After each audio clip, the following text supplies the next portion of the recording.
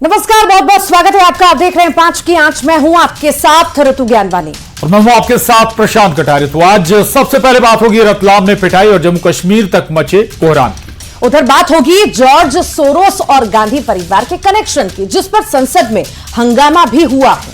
किसानों की याचिका पर सुप्रीम कोर्ट ने बड़ा फैसला लिया है। उधर बात होगी आदमखोर की भी, जो अब शहर में आ चुका है। बात होगी पहाड़ों पर हुई पहली बर्फबारी की।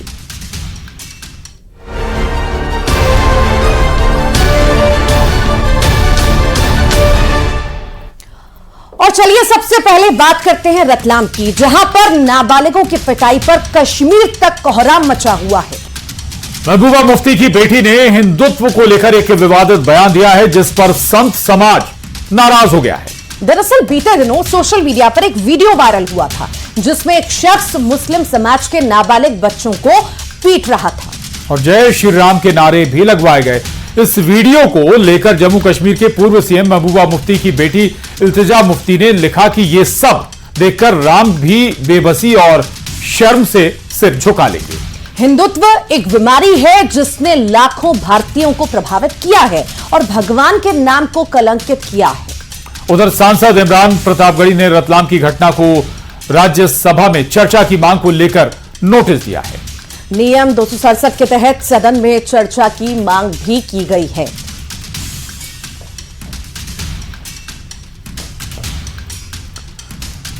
और महबूबा मुफ्ती की बेटी इल्तिजा मुफ्ती ने जब हिंदुत्व को लेकर विवादित बयान दिया तो उस पर सियासत भी हाई हो गई। जब तक मामले को लेकर डैमेज कंट्रोल किया जाता, तब तक सियासी गलियारों में पारा भी हाई हो चुका था।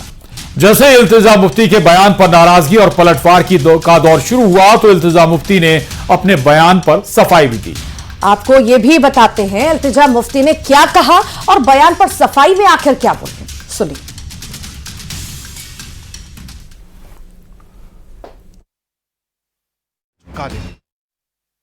राम भी बेबसी और शर्म से सर झुका ले कि नाबालिग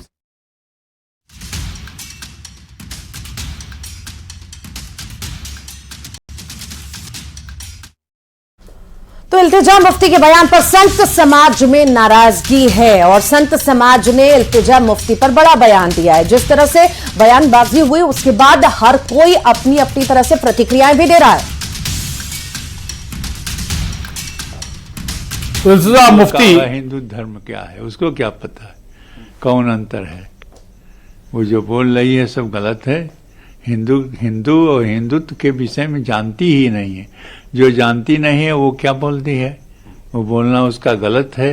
हिंदू एक ऐसा धर्म है और जो सबको लेकर के चलता है। ये बात सही है, ये सनातन धर्म का दूसरा पर्याय है।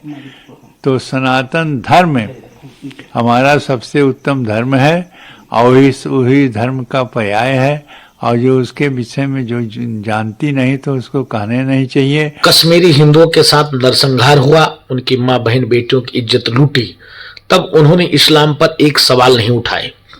जिस प्रकार से लगातार इस्लाम के नाम पर 57 देशों से हिंदू विहीन हो गए, अल्पसंख्यक विहीन हो गए, उस पर एक शब्द सवाल नहीं उठाए। लगातार हो रहे अत्याचार, बांग्लादेश में हिंदुओं का नरसंहार, एक शब्द उन्होंने नहीं कहा। लेकिन हिंदुस्तान में जिस प्रकार से सनातन पे उन्होंने टिप्पणी किया और हिंदुत्व पे कुठाराघात किया, दुखद है, निंदनीय है। और एमपी में भी इल्तिजा मुफ्ती के बयान पर बीजेपी ने बड़ा हमला बोला है। उधर कांग्रेस ने बीजेपी पर निशाना भी साधा है। आइए सुनते हैं। सनातन को डेंगू और मलेरिया कहने वाले अब आगे निकल पड़े हैं और एक प्रतिस्पर्धा में हिंदुओं को अपमानित करने के लिए एक तथाकथित वायरल वीडियो, जिसकी ना कुछ सत्यता है, ना पुष्टि है, ना सिर है, ना हाथ है, लेकिन आप इसको लेकर देश के करोड़ों करोड़ हिंदुओं की आस्था के और आराध्य के केंद्र भगवान राम के प्रति जिस प्रकार के टिप्पणी कर कर आपने अपनी राजनीति चमकाने की कोशिश जरूर की है। पहले तस्दीक करें कौन है। पीडीपी के नेता, उनकी बेटी है वो, और उनके साथ गठबंधन भारतीय जनता पार्टी का था। तो पहले भारतीय जनता पार्टी डिसाइड करे कि आप जिन लोगों के साथ गठबंधन करते हैं वो किस तरह का व्यक्तित्व दे रहे हैं आराध्य श्री राम के बारे में।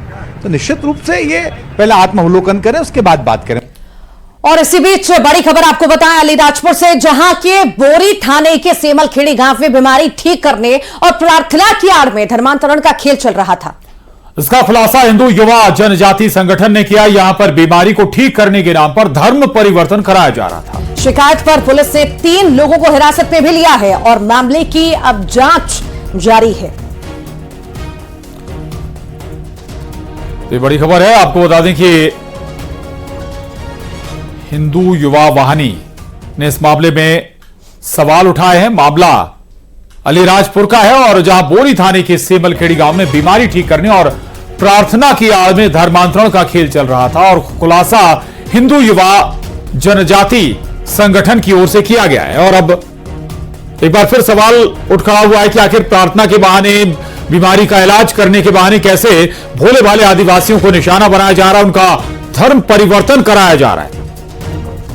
तो बीमारी को ठीक करने के नाम पर धर्म परिवर्तन कराया जा रहा था। फिलहाल जो है आपको बताएं कि 3 लोगों की गिरफ्तारी हुई है, हिरासत में उन्हें लिया गया है और अब उनसे पूछताछ भी हो रही है कि आखिर इनका गिरोह जो है कहां काम करता है और कौन कौन इसमें शामिल है। ये तमाम वो पहलू हैं जिन पर पूछताछ इन तीनों से ही जारी है और ये भी कहा जा सकता है कि आने वाले वक्त में और भी गिरफ्तारियां हो सकती हैं। ग्राम सेमलखेड़ी में कुछ लोग जो है धर्मांतरण संबंधी कार्य करा रहे हैं, प्रार्थना वगैरह कराने के लिए लोग वहाँ के स्थानीय जनों को प्रेरित कर रहे हैं। तो उसकी सूचना पर पुलिस ने इसमें मामला पंजीबद्ध किया है। इसमें पुलिस ने अभी तक 3 लोगों को गिरफ्तार किया है और इनसे पूछताछ की जा रही है और अन्य आवश्यक साक्ष्य जुटाए जा रहे हैं। उधर जॉर्ज सोरोस को लेकर बीजेपी ने एक बार फिर राहुल गांधी पर हमला बोल दिया है। बीजेपी ने दावा किया था कि कांग्रेस के राजीव गांधी फाउंडेशन को जॉर्ज सोरोस फाउंडेशन से फंड मिला है। बीजेपी ने राहुल और सोनिया गांधी पर भारत विरोधी ताकतों के लिए काम करने का आरोप भी लगाया। राज्यसभा में हंगामे की शुरुआत तब हुई जब बीजेपी ने जॉर्ज सोरोस के राहुल गांधी और सोनिया गांधी से कनेक्शन की जांच की मांग कर दी। और इसी दौरान सभापति धनखड़ और कांग्रेस अध्यक्ष मल्लिकार्जुन खड़गे के बीच तीखी बहस भी हो गई। बहुत देर से अपना हाथ उठा के रखा था, लेकिन जब लीडर ऑफ द हाउस कुछ बात बोले तो उससे मेरी सहमति नहीं थी, इसीलिए मैंने उंगली उठा के आपका ध्यान आकर्षण करने की कोशिश की, लेकिन आपने मुझे मौका नहीं दिया। आप मंत्री को बुला लिए, तो ये अच्छा नहीं। आप तो कहते हैं मेरे पर आरोप लगाने की बजाय नहीं आरोप नहीं, इम्पार्शियलिटी बार कहते हो कि मैं सर हम पॉइंट आउट कर रहे हैं आपको, हाउस का फेवर करता हूं। आपका ध्यान खींचने के। आदरणीय अध्यक्ष जी, जो बात मैंने उस दिन कही थी मैं उस पर कायम हूं और हम चाहते हैं कि 0 आवर पर चर्चा हो। जिस बात को आपने उस दिन कहा था उस बात पर आज भी मैं कायम हूं और आगे चर्चा चलनी चाहिए। संजय जी से मैं यही तो वहीं बीजेपी ने राहुल गांधी पर हमला बोला है और भारत विरोधियों को राहुल का फाइनेंसर बता दिया है। इतना ही नहीं, आपको बता दें कि इमरान मसूद ने बीजेपी पर झूठ बोलने का आरोप भी लगाया है। सोनिया गांधी, राहुल गांधी, ये लोग देशद्रोह का काम करते हैं। ये जो जॉर्ज के साथ उसका सरोज, ये सरोज के साथ मिलकर के सरोज की भाषा यहाँ राहुल गांधी बोलते और राहुल गांधी की भाषा वहाँ सरोज बोलता और वो फंडिंग करता, जो भारत विरोधी होता उसको फंडिंग करता। अरे भाई ये तो देखिए झूठ बोलने वाले लोग हैं, ये झूठा नैरेटिव क्रिएट करते हैं। देश को इन्होंने झूठ के अंदर, झूठ के मकड़ जाल के अंदर उलझा दिया। इन्हें तो झूठ ही बोलना है, इनके पास कुछ होता नहीं है, तो सिर्फ फर्जी बातें बोलने वाले लोग हैं, फर्जी बोलते रहते हैं। बोलिए। और आम आदमी पार्टी ने दिल्ली विधानसभा चुनाव के लिए अपनी दूसरी लिस्ट आज जारी कर दी। दिल्ली के पूर्व डिप्टी सीएम मनीष सिसोदिया की सीट इस बार बदल गई है और इस बार वो पटपड़गंज की जगह जंगपुरा से चुनाव लड़ेंगे। वहीं पटपड़गंज से अवध ओझा चुनाव लड़ेंगे। वो हाल ही में आम आदमी पार्टी में शामिल हुए। सबसे बड़ा फैसला तो सिसोदिया की सीट को लेकर हुआ है। पिछली बार पटपड़गंज से बड़ी मुश्किल से चुनाव जीत पाए सिसोदिया को जंगपुरा से मैदान में उतार दिया गया है, जबकि पटपड़गंज से अवध ओझा मैदान में उतरे हैं। पार्टी ने पिछली बार इन 20 सीटों में से 19 पर जीत हासिल की थी। गांधीनगर सीट से बीजेपी ने जीत दर्ज की थी और इस बार पार्टी ने अपने 19 मौजूदा विधायकों में से 16 के टिकट काट दिए। आम आदमी पार्टी और सिसोदिया जी ने दिल्ली को एजुकेशनल लेबोरेटरी बना ही रखा है, तो वो जो विश्व स्तरीय शिक्षा की धारा बह रही है, उसकी अलग जग रही है, उसी धारा को आगे बढ़ाऊंगा। और मैं एक बात निरंतर कह रहा हूं कि मैं कोशिश करूंगा कि पटपड़गंज को भी एक आईएएस की फैक्ट्री बनाई जाए। सबसे महत्वपूर्ण मामला यही है, शिक्षा का मेन उद्देश्य है। और मुझे बुलाया ही गया इसी वजह से, मतलब मुझे जो सबसे पहली लाइन भेजी गई थी वो यही है कि शिक्षा के विकास में हम आपका सहयोग चाहते हैं। किसानों के प्रदर्शन के चलते बंद शंभू बॉर्डर को खोलने के लिए लगाई गई याचिका को सोमवार को सुप्रीम कोर्ट ने खारिज कर दिया। कोर्ट ने कहा कि इस तरह के मामले पहले ही कोर्ट में चल रहे हैं, फिर बार बार क्यों इस तरह की याचिकाएं दाखिल की जा रही। कोर्ट ने आगे कहा कि याचिका दाखिल करने से ऐसी धारणा बन रही है कि यहां कोई व्यक्ति केवल लोगों को दिखाने के लिए और प्रचार के लिए मुकदमे करने के लिए आया है। अब पहले से चल रही याचिका पर में सहयोग करना चाहते हैं तो आपका स्वागत है। याचिका जालंधर के रहने वाले गौरव लूथरा ने लगाई थी। उन्होंने मांग की थी कि केंद्र सरकार के साथ हरियाणा और पंजाब की राज्य सरकारों को आदेश दिया जाए कि शंभू बॉर्डर समेत उन सभी स्टेट नेशनल हाईवे को ट्रैफिक के लिए खोला जाए, जो किसानों की वजह से बंद कर दिए गए। और चलिए बात डिजिटल ठगी की कर लेते हैं। इंदौर में डिजिटल अरेस्ट के 4 आरोपियों को गिरफ्तार किया गया है। सूरत और मेहर से पकड़े गए सभी आरोपी बताए जा रहे हैं कि आरोपियों ने उद्योगपति की बहू के साथ ठगी की वारदात को अंजाम दिया था। आरोपियों ने 1 करोड़ 60 लाख रुपए की ऑनलाइन ठगी की थी। बैंक खातों में करोड़ों रुपए के ट्रांजैक्शन की जानकारी भी मिली। 9 नवंबर को महिला को डिजिटल अरेस्ट कर ठगी की वारदात को अंजाम दिया गया था। जो डिजिटल अरेस्ट का तरीका था वो ये था, पहले इनको खूब डराया जाता है और बोला जाता है कि एक जेट एयरवेज के कोई मालिक हैं, क्या आप उनको जानते हो। तो इन्होंने कहा कि नहीं, मैं उनको नहीं जानती हूँ। उसके बाद फिर उससे और डिटेल बात करने लगे और फिर बोले कि आपके अकाउंट से 2 करोड़ के लगभग का ट्रांजैक्शन हुआ है और मनी लॉन्ड्रिंग हुआ है। और फिर उसको इस तरह बातों में उलझा के फिर उसको 3-4 दिन डिजिटल अरेस्ट में रखा। स्काइप वीडियो के थ्रू उससे बातचीत करते रहे और बोला कि आपके जो चूँकि मनी लॉन्ड्रिंग का केस है तो इसमें आपके सारे अकाउंट में जो भी पैसे हैं उनका वेरिफिकेशन करना है। और अब बात करते हैं कि आखिर डिजिटल ठगी की वारदातों को किस तरह से अंजाम दिया जाता है। हम आपको डिजिटल अरेस्ट की लाइव घटना दिखाते हैं। दरअसल इंदौर में न्यूज 18 संवाददाता को डिजिटल अरेस्ट करने की कोशिश की गई।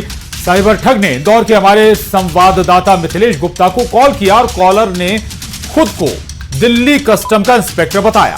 गैर कानूनी पार्सल बुक किए जाने की जानकारी देकर हमारे सहयोगी को फंसाने की कोशिश भी की गई। पूरी बात क्या है सुनिए। दिल्ली कस्टम से बात कर रहे हैं। हाँ बताइए। हाँ जी, आप मिथिलेश कुमार गुप्ता ही बात कर रहे हैं ना, ये नाम सही है आपका? हाँ मैं बिल्कुल मिथिलेश कुमार गुप्ता बात कर रहा हूँ। जरा मुझे आप अपना परिचय देंगे, आप कौन बात कर रहे हैं? इंस्पेक्टर आशुतोष कुमार से बात कर। इंस्पेक्टर आशुतोष जी, कहाँ से बात कर रहे हैं? दिल्ली कस्टम से बात कर रहा हूँ। क्लियर कर वो क्लियरेंस की बात है। दिल्ली कस्टम से बात कर रहे हैं। हाँ बताइए। मुझे यही पार्सल के बारे में बात करनी थी। ये पार्सल सीज हुआ है दिल्ली कस्टम में मिथिलेश कुमार गुप्ता के नाम से और ये मोबाइल नंबर इस पार्सल में क्या उस पार्सल में ऐसा क्या है? कौन पार्सल है? क्या है उस पार्सल में? ये पार्सल एक इलीगल पार्सल है। क्या हुआ है दिल्ली कस्टम में? हाँ, तो इस पार्सल में 16 passport, 88 ATM card, 4 kg cloth के साथ में 150 ग्राम MDMA ड्रग्स पाया गया है, जो कि आपके नाम, नंबर और आपका आधार कार्ड से एक पार्सल बुक है। तो आपको ये इमरजेंसी कॉल की गई है, लेकिन आप कह रहे हैं कि इसके बारे में आपको जानकारी नहीं है। और मंडला से खबर है, जहां अंजनिया पुलिस ने बड़ी कार्रवाई करते हुए अंतर्राज्यीय साइबर ठग गिरोह का खुलासा कर दिया। पुलिस ने गुजरात के अहमदाबाद, गांधीनगर, राजकोट में रुककर 3 आरोपियों को गिरफ्तार किया। आरोपियों ने 16 राज्यों में बता दें कि 48 शिकायतों में लगभग 7 करोड़ से ज्यादा की ठगी की है। बहरहाल इस पूरे मामले में पुलिस ठगों से पूछताछ भी कर रही है। इसमें साइबर सेल की टीम ने इसमें जब सर्च किया तो देश भर में इस अकाउंट से रिलेटेड 16 राज्य, उत्तर भारत से लेकर दक्षिण भारत तक के, और 48 शिकायतें और लगभग 7 करोड़ रुपए का फ्रॉड इसमें निकल के आया। उसके पश्चात टीम जब गुजरात रवाना हुई और उसमें महसाणा, राजकोट, अहमदाबाद, गांधीनगर और सूरत से 3 आरोपियों को अभी तक लक्ष्मण, नीरव और इनको पकड़ा है। और इसके साथ हम लोग अभी इस पे और भी काम कर रहे हैं। संभव है कि इसमें और भी इसका जो दायरा है शिकायतों का ज्यादा निकलेगा और इसमें फ्रॉड की राशि और ज्यादा निकलेगी। और इंदौर से खबर है अब, जहां पर पूर्व मंत्री उषा ठाकुर ने डिजिटल अरेस्ट के मदरसे कनेक्शन पर बड़ा बयान दिया है। उषा ठाकुर ने कहा कि मदरसे देश विरोधी गतिविधियों में शामिल हैं, इसका खुलासा अब हो गया है। साथ ही उन्होंने कहा कि मदरसे के लोग कमीशन लेकर अकाउंट उपलब्ध करवा रहे हैं। कि राष्ट्रद्रोही गतिविधियों को हमें पहचानना होगा। जब हम बात करते हैं कि भाई मदरसे राष्ट्रद्रोहिता का प्रशिक्षण दे रहे हैं, तब हमको ये प्रश्न लगाया जाता है कि भाई ये लोग तो ऐसी इस प्रकार की बात कर रहे हैं। पर अब तो प्रमाण मिला। मुझे गर्व है हमारी पुलिस पर। सारे अधिकारियों को मैं बहुत धन्यवाद देना चाहती हूँ।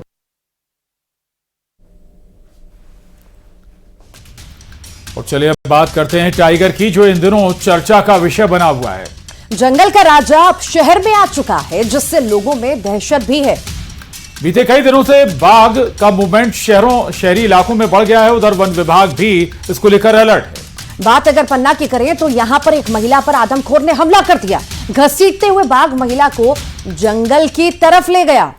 उधर भोपाल के आसपास के गांव में टाइगर का मूवमेंट दिख रहा है। सिवनी में टाइगर को पकड़ने के लिए ऑपरेशन भी चलाया जा रहा है। कहा जा रहा है कि बार बार बाघ अपनी जगह बदल रहा है, जिसके कारण पकड़ने में परेशानियां भी आ रही हैं। वही वन विभाग की 100 से ज्यादा लोगों की टीम बाघ को पकड़ने में जुटी हुई है।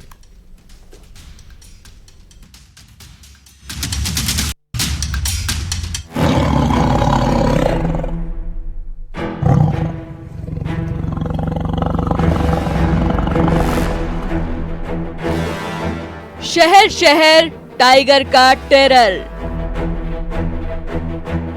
शिकार की तलाश में शिकारी, बाघ की दहशत, मुश्किल में जान। आदमखोर के डर से कब निजात। पहले जंगल में और अब शहर में बाघ की दहशत से लोग परेशान हैं। अब जंगल का राजा आदमखोर हो गया है। पन्ना के टाइगर रिजर्व में एक महिला को बाघ उठा ले गया।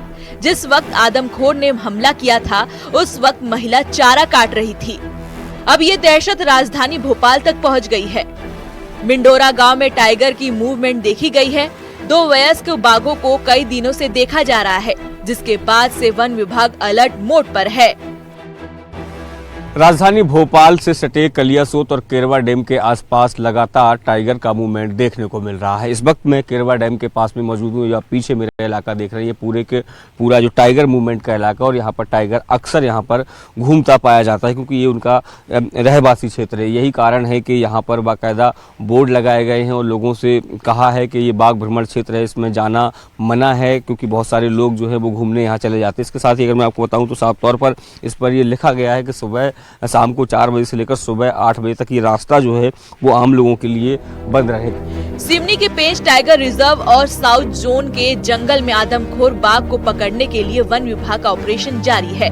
बाघ को पकड़ने के लिए 100 लोगों की टीम बनाई गई है, जिसमें कान्हा टाइगर रिजर्व के विशेषज्ञ भी शामिल हैं। टाइगर जंगलों को मैन्यूवर करने में बहुत स्मार्ट होते हैं, तो इसलिए इतना आसान नहीं होता है कि उन्हें हम जंगल में जाए और उठा लें। तो लगभग पिछले 3 दिनों से तो लुका छिपी का खेल जैसा ही चल रहा है। कई बार वो टाइगर हमें दिख चुका है, पर डार्ट करने के पहले ही वो जगह छोड़ देता है। तो प्रयास जारी है।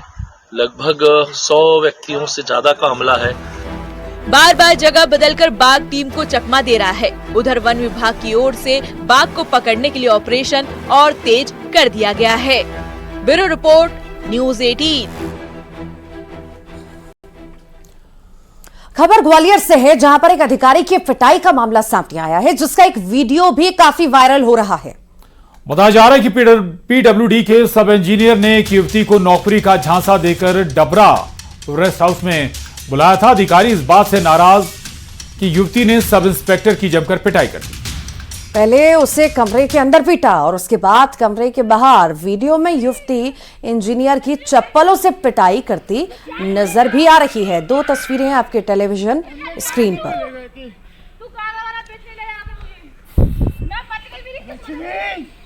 दो तस्वीरें आपके टीवी स्क्रीन पर हैं और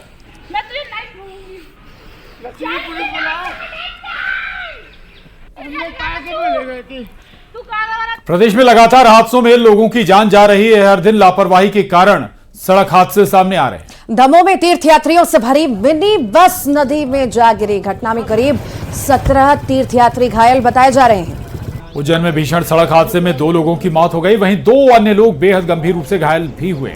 जबलपुर में मजदूरों से भरी पिकअप पलट गई। हादसे में 20 से ज्यादा मजदूर घायल हो गए। इनमें 8 मजदूरों की हालत गंभीर है। रतलाम में स्कूली बच्चों से भरी ऑटो और बाइक की भिड़ंत हो गई। टक्कर में 4 बच्चे घायल हो गए। दमोह में बाइक सवारों को ट्रक ने कुचल दिया, जिसमें 2 युवकों की मौत हो गई और गुस्साए लोगों ने दमोह जबलपुर हाईवे जाम भी कर दिया। उधर देवास में ट्रेन की चपेट में आने से एक व्यक्ति की जान चली गई। 6 तस्वीरें, हादसों की तस्वीरें, रफ्तार के कहर की तस्वीरें आप देख रहे हैं। और इसी के साथ ही 5 की आंच में आज के लिए इतना है। आप बने रहिए न्यूज़ 18 के साथ।